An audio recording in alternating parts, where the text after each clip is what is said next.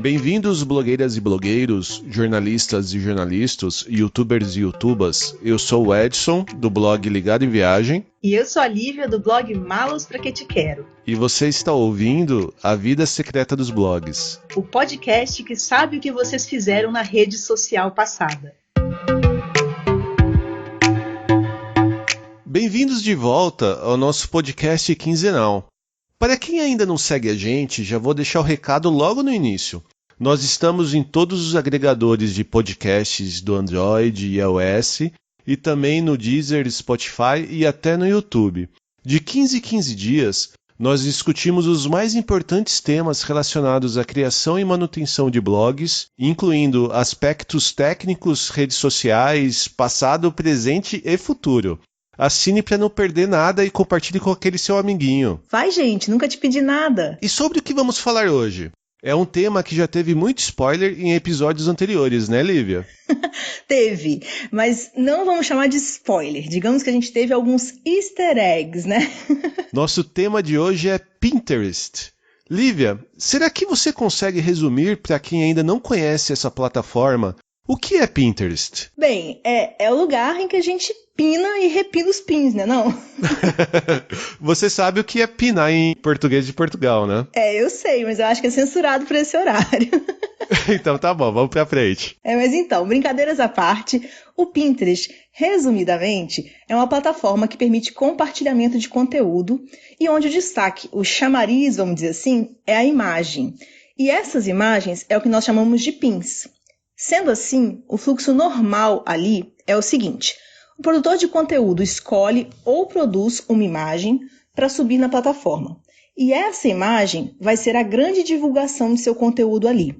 O Pinterest estimula seus usuários a guardar em suas próprias pastas os pins que lhe parecem úteis para o futuro.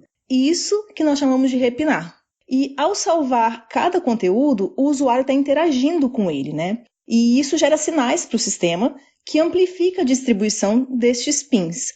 Daí, a estrutura da timeline lá e o algoritmo do Pinterest, né, fazem com que o nosso conteúdo chegue aos usuários de maneira orgânica e duradoura. Mas uma coisa curiosa a respeito do Pinterest, e que eu quero falar desde já, né, é que ele engana muita gente, porque muitos acham que ele é uma rede social. E realmente, algumas características podem dar essa impressão. Por exemplo, você precisa de um login para acessar a plataforma. E é possível seguir outros perfis, mandar mensagens, né? Existe uma espécie de timeline nele. Porém, se você usar um pouco mais o Pinterest, você vai perceber que ali não existe um grande incentivo à troca de mensagens ou mesmo o compartilhamento de experiências pessoais. Muito pelo contrário, né? O grande movimento que existe no Pinterest é o de busca por soluções ou ideias. E eu costumo dizer que é aí que mora o segredo. Quem entende e trabalha o tempo todo, lembrando que o Pinterest é uma ferramenta de busca, tem os melhores resultados. Então, em resumo, fazendo uma imagem com bom apelo visual e sobre um assunto que será, ou já é, né, buscado por muitos usuários, o sucesso do Pin é quase garantido. Tá, mas você comentou que o Pinterest ele não é uma rede social, ele é muito mais uma plataforma de pesquisa. Já que a gente não consegue ter realmente uma criação de uma comunidade em torno do nosso blog, em torno do que a gente está criando, o quanto que ele é útil para nós blogueiros? Quais seriam as vantagens de usá-lo? Então, Edson, na minha opinião, o Pinterest pode ser muito útil para essa nossa jornada como blogueiros. É claro que, e eu gosto de frisar isso, né? É claro que a melhor estratégia para cada blog pode variar muito. E também o tempo que cada um de nós tem para se dedicar a isso é muito variável. Então, o que pode ser uma boa ideia para muitos pode ser até impraticável para outros. Por isso, a decisão de investir ou não no Pinterest, acho que de fato deve ser pessoal, com a maioria das coisas que a gente tem tratado aqui no nosso podcast, né? Mas eu vou enumerar, sim, vários pontos positivos dessa plataforma para que nenhuma decisão aí, né, de todo mundo seja tomada por falta de informação. Então, em primeiro lugar, o Pinterest é uma ferramenta que traz acessos. Para quem já usa essa plataforma, isso é bem claro. Muitos blogs que usam Pinterest a sério já têm essa plataforma como a segunda maior fonte de acessos ao seu conteúdo. E um dos motivos para isso está no alcance da plataforma, que é bem maior se comparado ao que hoje os algoritmos de Facebook e Instagram nos proporcionam, por exemplo. Eu acho que só vale a pena comentar que é a segunda maior, não sei se você ia falar isso para frente, mas é a segunda maior fonte de acesso ao blog, contando o Google como primeiro. Então, normalmente, ela é a primeira se você considerar ela como uma rede social, né? Isso, é isso mesmo. E já que estamos falando aí de redes sociais, estima-se que esse alcance do Pinterest é pelo menos 2 vezes maior do que o alcance, por exemplo, do Facebook. E isso se a gente estiver falando de quem usa muito e corretamente o Facebook. Sabemos que nem todos os blogueiros, né, têm tempo para isso ou uma fanpage tão robusta. E o Pinterest caminha muito mais sozinho, como a gente vai esclarecer aqui mais à frente nesse papo, né? Mas aí, continuando a resposta à sua pergunta sobre as vantagens dessa plataforma, em segundo lugar, tem a facilidade dele em distribuir e amplificar o alcance do seu conteúdo. A vida útil de um pin no Pinterest costuma ser de anos. Isso significa que ao subir uma imagem hoje na plataforma, você pode continuar tendo acesso por muito, muito tempo, né? Nós sabemos que nas redes sociais o caso é justamente o oposto. Raramente uma postagem te traz acessos por mais de um dia, e certamente não mais que algumas semanas. Então, para um volume parecido de trabalho, você consegue ter um resultado mais duradouro e por isso mesmo mais expressivo no Pinterest. Outra característica super interessante dessa plataforma é que ele é muito utilizado, né, o Pinterest, como fonte de pesquisa para aquisição de produtos. Então, segundo as estatísticas, mais de 20% dos usuários da plataforma já compraram algum produto após tê-lo visto ali. Ou seja, se bem utilizado, o Pinterest pode ser uma ótima ferramenta de vendas de infoprodutos, por exemplo, né, ou itens via links de afiliados também, que a gente faz, né?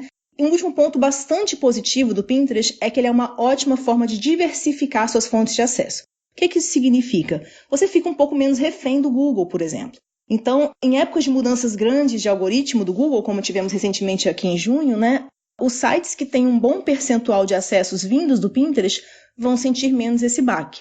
Tá, então pelo que eu percebi, a grande vantagem de você usar o Pinterest é, resumidamente, falando de conversão.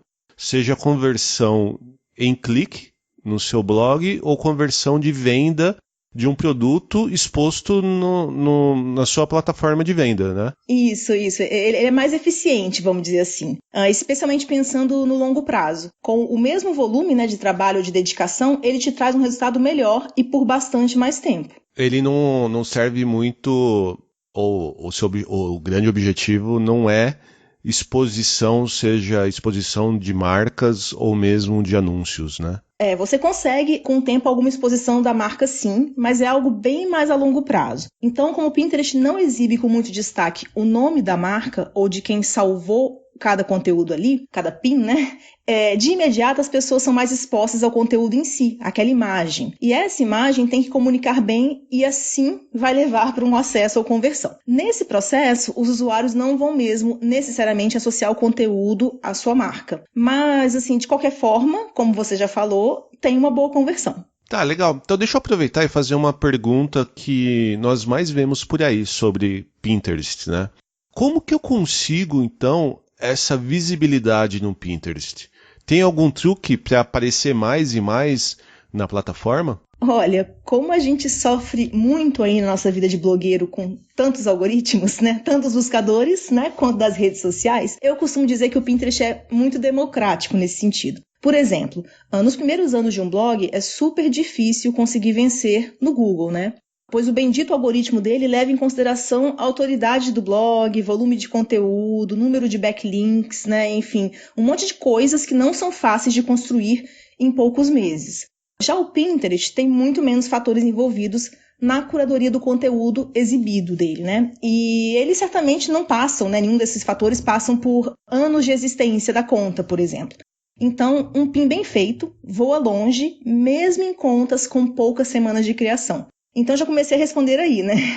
Fazendo um pin visualmente atrativo, com uma boa descrição, a plataforma não vai te limitar por outros motivos. E se a gente comparar com outras redes sociais, é aí que eu acho que a diferença é ainda mais gritante. Porque na maior parte das redes sociais, o seu conteúdo é exibido por uma pequeniníssima, assim, pequitita mesmo, quase invisível, parte dos seus seguidores, né? Então, ou seja, as plataformas limitam seu alcance a algo muito menor do que você supostamente já havia conquistado ali na batalha lá por cada seguidor ao longo dos meses, anos e tal, né? E no Pinterest a história é inversa. A plataforma te mostra para muito mais usuários do que apenas o número que te segue. Então, bastando o seu PIN estar devidamente descrito com o assunto ou palavra-chave buscada pelos usuários, suas chances de aparecer são muito grandes, sejam eles seus seguidores ou não. Então, assim, olha aí a maravilha, né? É o milagre da multiplicação, né? Que não acontece em outras plataformas. E daí, sabendo que a plataforma não tem um algoritmo que te limita, muito pelo contrário, eu posso contar o que ela espera de você, que você faça, né, para ser bastante exibido, vamos dizer assim. E eu costumo resumir isso em 3 dicas, né? A primeira, esteja ativo, muito ativo. Pine de manhã, de tarde e de noite. O Pinterest, ele premia os seus usuários mais presentes. Isso é oficial, né? Isso que ele quer. E é claro que muitas vezes é difícil fazer isso sozinho ou manualmente. Mas, assim, para ajudar nessa tarefa, muitos de nós usamos ferramentas de agendamento de pins. Eu vou, inclusive, deixar aqui a recomendação da que a gente usa, né, que é o Tailwind. Nós podemos até deixar na descrição do post também, Edson, o link que leva para um teste grátis, caso quem esteja nos ouvindo queira experimentar, né? Então, entrando no nosso site, avidasecretadosblogs.com.br, você clica no título desse episódio e procura isso nos links indicados. Segunda dica, faça uma boa descrição dos seus pins. Vamos lembrar mais uma vez que o Pinterest é uma ferramenta de busca. Você precisa escrever com palavras aquilo que as pessoas vão encontrar no seu site. Senão, ninguém vai te encontrar na verdade, né? E aqui vale usar grande parte das regras de SEO que a gente comentou no episódio anterior do nosso podcast. Então, escolha uma palavra-chave com bastante procura e coloque tanto no título quanto na descrição do pin. Então, basicamente, a gente deve usar as mesmas técnicas de SEO que a gente usa para criar um post no blog pensando no Google, a gente deve fazer para criar o pin no Pinterest, né? Isso, eu digo que elas são bastante importantes, bastante úteis aqui também, né? É claro que cada plataforma tem suas peculiaridades e nem toda técnica será aplicável ao Pinterest. Até porque o volume de texto que a gente insere ali na descrição, ele é super pequeno. Mas é necessário estar atento ao básico, né? Que é identificar se existe demanda e qual a palavra-chave mais procurada. Lembrando de inseri-la em diversos pontos, como descrição dos pins, né? E também nas descrições das pastas, por exemplo, ou até mesmo do seu perfil. A gente não pode esquecer que, apesar de parecer uma plataforma de busca visual, ela é uma plataforma de busca textual também, né? Exato. Então, o Pinterest é uma das poucas ferramentas que até está mais avançada na questão de reconhecer imagens semelhantes umas às outras, por exemplo. Mas ainda assim, a gente está a anos-luz de conseguir fazer uma busca por imagem sem qualquer dependência de metadados ou textos, no caso, né? E é importante isso ser claro, né? Qualquer imagem que a gente encontra na internet só aparece ali como resultado porque alguém adicionou a ela uma descrição. Mas então, voltando para as dicas, a minha terceira sugestão é: lembre-se do apelo visual. No Pinterest, você é escolhido ou não, né? Com base na imagem que você apresenta para o usuário. Então, voltando ao que a gente acabou de comentar, você é encontrado pelo texto. Mas uma vez carregada a página de resultados, você é escolhido ou não pela aparência do seu PIN. O que inclui, claro, a estética, mas também a eficiência em comunicar o assunto do seu PIN. Ou seja, assim, não basta a imagem ser ok, lá, apresentável, né? Ela precisa se destacar em meio àquela multidão de pins que vão aparecer no entorno. Então, pensando nisso, a minha dica é investir em imagens bonitas, né? Um visual clean também, sem muita confusão de cores ou fontes, por exemplo, e um texto grande e legível na imagem que apresente claramente o assunto do post, né? O que pode incluir até mesmo assim, um call to action em alguns casos, tá? Então, essas são as 3 coisas que, para mim, resumem o que a plataforma espera de você, né? Presença, bom conteúdo textual, bom conteúdo visual. Mas existem outras ações que saem um pouco desse básico, mas que não são difíceis de implementar e eu posso citar aqui também. Por exemplo, procurar pastas, né, participar de pastas coletivas, né? Nesse tipo de pasta, vários usuários contribuem, né, salvando conteúdo, né, juntos, vamos dizer assim, né, cada um o seu próprio conteúdo, mas de qualquer forma fica um grande grupo de conteúdo unido numa pasta coletiva, nesse caso. E é uma ótima forma de atingir as audiências mais, assim, distintas da sua, né? Muita gente pede dicas de quais pastas participar, e aí a minha dica nesse caso é que você visite grandes perfis de blogs do mesmo nicho que o seu e veja de quais pastas eles estão participando. E aí você pode, sei lá, copiar, né, vamos dizer assim. Né? Para isso você pode solicitar participação através de um botão, né, que algumas delas exibem. Então você vai nas pastas que o seu concorrente ou o seu outro blog espelho no nicho participa, vai nessas pastas e tenta participar delas também, pedindo para participar por esse botãozinho, ou quando não tem esse botão de pedido de participar, você pode mandar uma mensagem privada para o dono da pasta, tá? Outra dica é adicionar o botão de salvar do Pinterest no seu site. Essa é uma ação especialmente interessante para blogs que já têm uma certa audiência vinda de outras fontes, né? Muita gente relata que um bom resultado com essa ação, essa simples ação aí de inserir o código do botão salvar. Então, a gente pode deixar, né, Edson, no nosso post do site também, o link para as instruções de como colocar esse botão salvar no site, beleza?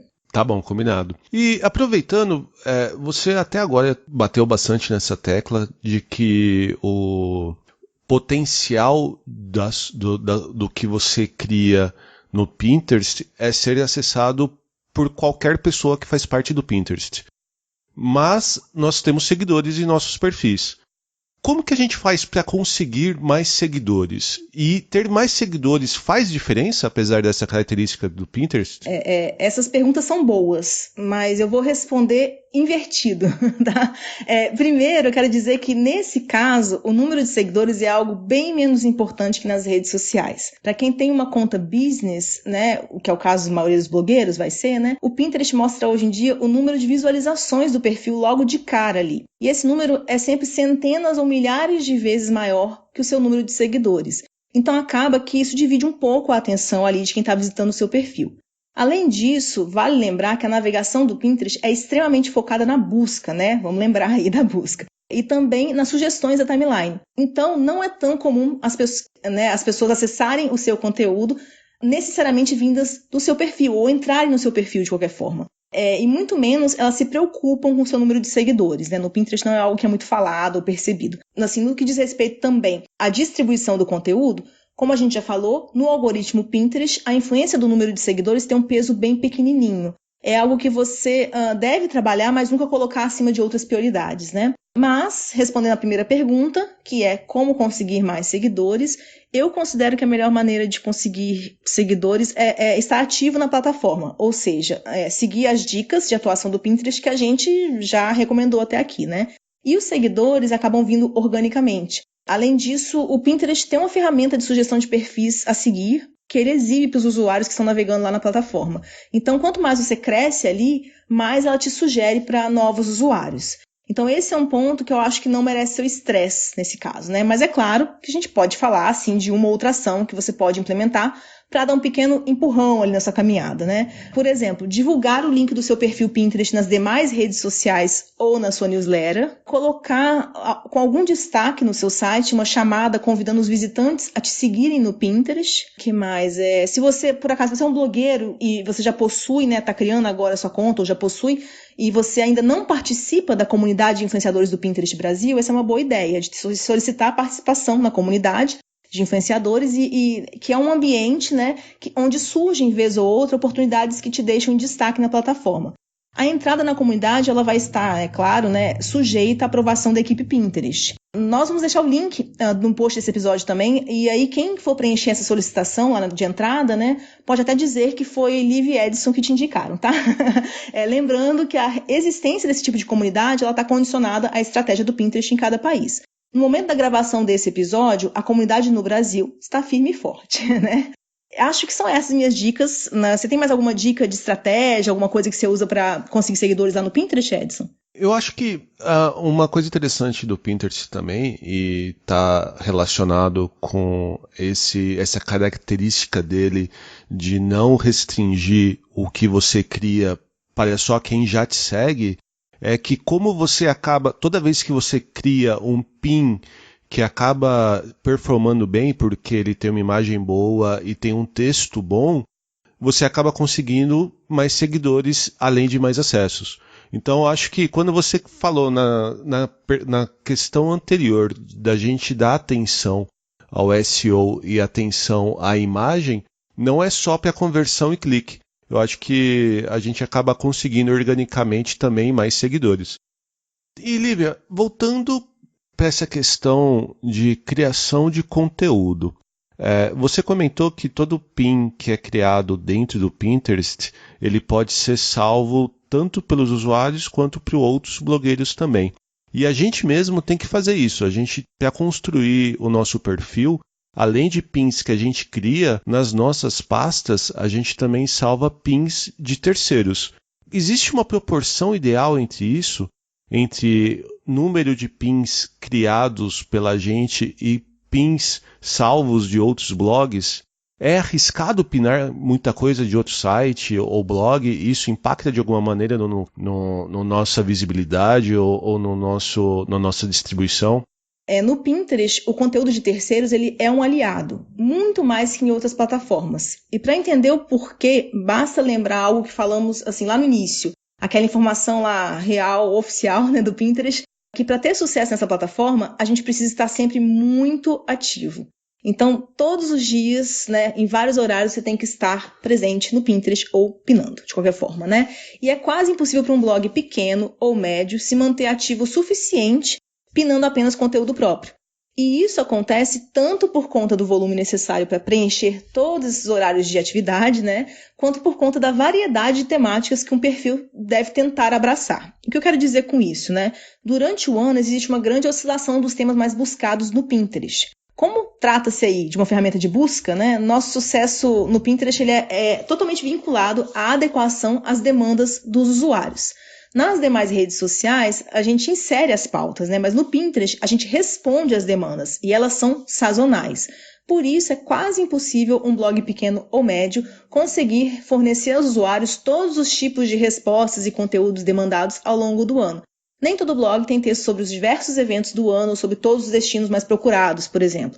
Então, nesse caso, a gente percebe que o conteúdo de terceiros é até estrategicamente muito útil, né? Já sobre o volume de pins de terceiros que deveriam estar no perfil, muitos especialistas indicam uma proporção de 80% desse tipo de conteúdo, né, versus 20% de pins próprios. Então, o nosso perfil ele tem muito mais criação de outras pessoas do que da gente mesmo? Exatamente. Eu sei que para os ouvintes aí que não usam a plataforma pode parecer estranho, mas quanto mais você usa o Pinterest, mais você percebe que os conteúdos não necessariamente concorrem. E as pastas são um grande aglomerado de informações que você quer manter sempre crescendo. Mas assim, voltando à proporção de 80-20, que eu falei há pouco, né, é importante salientar que isso não é uma regra, tá? Eu mesmo costumo usar uma proporção de 35% de pins próprios para 65% de pins de terceiros. E existem sites grandes, né, que sobrevivem só com o seu próprio conteúdo, pois eles têm posts diários, volume, variedade de conteúdo, né? Você acha que o nicho do nosso blog tem alguma relação com essa decisão ou não? Sim, eu acho que sim. Um site de nicho ele pode ter bastante dificuldade em ter conteúdo próprio para atender às diversas demandas que surgem ao longo do ano, como a gente comentou há pouco, né? Por exemplo, um blog de viagem especializado, sei lá, na Grécia, por exemplo, talvez nos meses de inverno na Europa, ele não tenha muita procura pelo conteúdo próprio dele, né? Mas ele poderia se aproveitar dos pins de terceiros para trazer conteúdos de viagens durante todo o ano, né? Aumentando ali a sua visibilidade na plataforma, né? Para que nos meses de maior procura pelo destino Grécia, ele esteja já chegando a mais usuários, né? Claro que alguns blogs, mesmo nichados, possuem conteúdo para todas as épocas do ano. Ou seja, no fim das contas, cada um pode encontrar sua proporção ideal, testando a eficiência do seu blog na plataforma. É só importante ter na cabeça o que a gente falou. O conteúdo de terceiros pode ser um grande aliado. Tá, e além do nicho, falando de público, a gente sabe que hoje a maior parte da audiência do Pinterest é feminina, né? E que muita gente acaba ficando em dúvida se o nicho escolhido, o nicho do blog dela, vai ter uma boa performance nessa plataforma. O que a gente pode falar sobre isso, a respeito disso? Então, é verdade que a maior parte do público do Pinterest ainda é mesmo feminino. Mas no fim das contas, isso é algo positivo. Então, primeiramente, minha dica é não se assustar com esse dado demográfico aí. Não conclua já de antemão que o seu negócio não vai funcionar no Pinterest.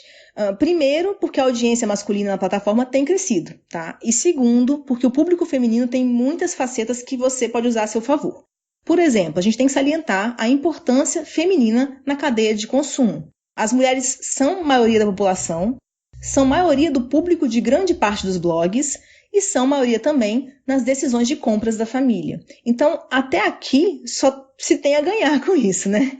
E vale lembrar, né? Vale sim lembrar dessa audiência ao criar o seu conteúdo mais especificamente para o Pinterest.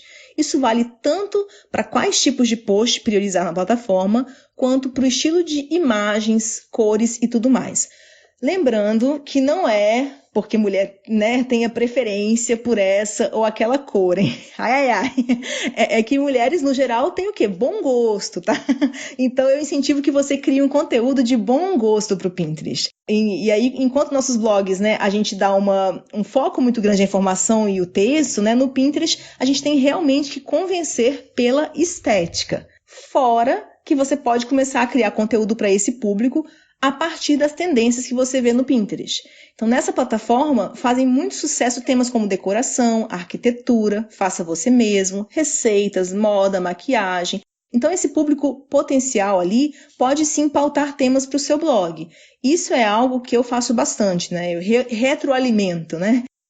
Eu percebo assuntos ali que deram certo no Pinterest e faço mais conteúdo a esse respeito no meu blog. Então, usando direitinho a ferramenta e suas possibilidades, o público feminino só tem a te ajudar ali. Não deve ser uma preocupação para você, né? Eu acho que tem uma outra vantagem, até fugindo um pouco do assunto do que a gente tem falado, mas ele tem uma grande vantagem de ter um público mais feminino, que é um público mais sadio.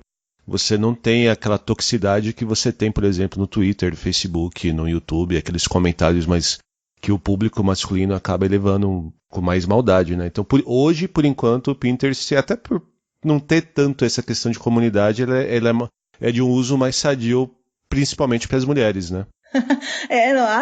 De fato, para a saúde mental do blogueiro, o Pinterest é o paraíso, né? Então. E você sabe que com essa declaração, a gente deve ter convencido mais blogueiros agora do que em todos os 45 argumentos que a gente já tinha falado nesse episódio até agora, né? Tá, mas então vamos aproveitar e trazer uma pergunta que nós recebemos. E essa pergunta ela veio da Bruna, do blog Expressinha. Os acessos que um post recebe vindos do Pinterest têm alguma influência no seu ranqueamento no Google? Ela fala isso porque ela reparou que o pin dela, que tem mais acesso via Pinterest, não está muito bem posicionado no Google. E ela acaba não recebendo muito acesso dessa fonte. Tem alguma relação isso, Olivia? Sim, existe uma relação.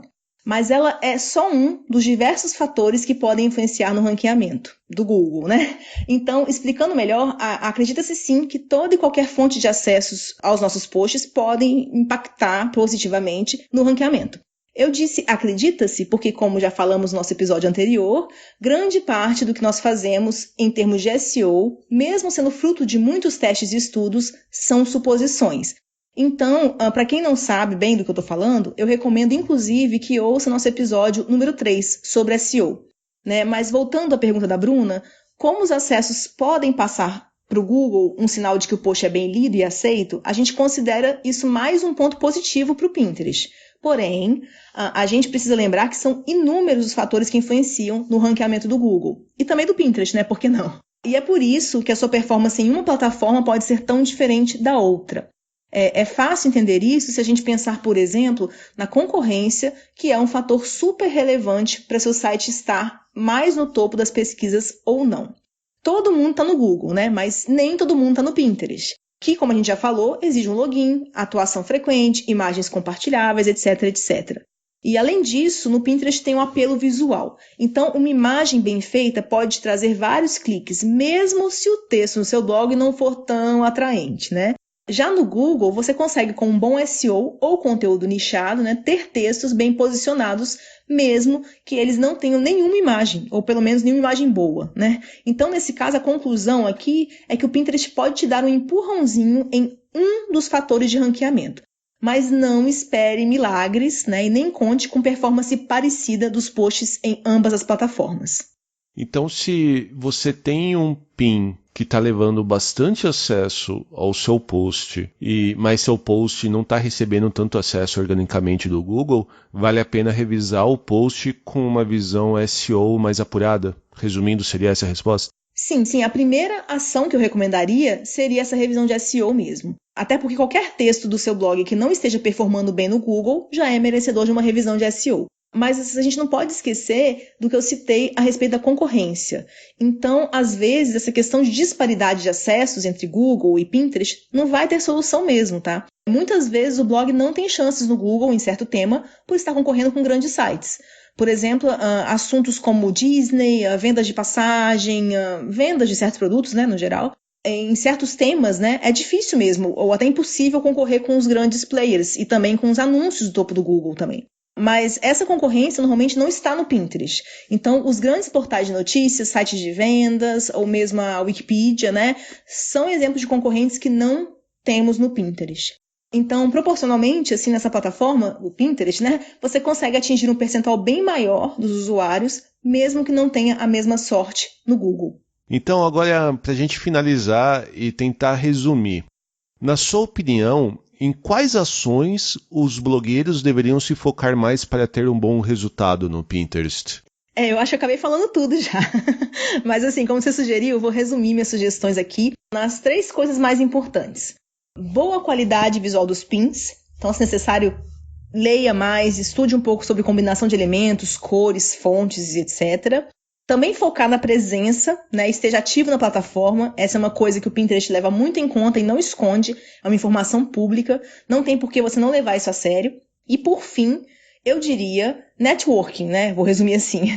Isso inclui participar de pastas coletivas, como eu já falei, e também de grupos de apoio e troca, por exemplo. Então, existem alguns no Facebook e WhatsApp que podem te ajudar nessa caminhada do Pinterest e nesse entendimento da plataforma, né? Enfim, eu acho que vale procurar ou perguntar para outros blogs do seu nicho sobre esse tipo de grupo também.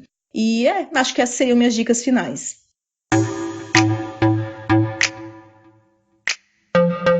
E nós chegamos ao fim de mais um episódio do podcast A Vida Secreta dos Blogs. Nós vamos novamente deixar no post e descrição desse episódio alguns links úteis que serviram de base para esta nossa conversa de hoje. Incluindo o link para o teste grátis do Tailwind, que é a ferramenta de gerenciamento que nós citamos no papo, né? E eu também vou inserir um link para o texto que eu fiz com dicas mais avançadas de Pinterest, que pode ser útil para quem tiver interesse e aí se aprofundar mais. Mas eu vou fazer também um pedido para quem está nos ouvindo até aqui. Se você quiser mais dicas de Pinterest, se esse assunto lhe interessou de alguma forma, se você gostaria de ouvir um podcast, né, um episódio sobre dicas mais avançadas, manda uma mensagem para a gente. Porque se isso for algo que interessa a você, a gente insere no nosso calendário de pautas aqui. Exatamente. Então, para responder a este pedido da Lívia ou participar do nosso papo com dúvidas e sugestões de outros assuntos, é só mandar mensagem para pergunte@avidasecretadosblogs.com.br e não esqueça, o podcast A Vida Secreta dos Blogs está disponível em todos os agregadores de podcasts do Android e iOS e também no Deezer, Spotify e YouTube. E compartilhe esse episódio nos grupos de blogueiros que você participa. E nós voltamos em 15 dias. Diga tchau, Lilica. Tchau, Lilica.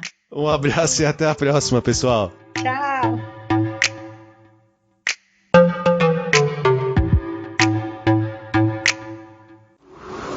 Free your mind.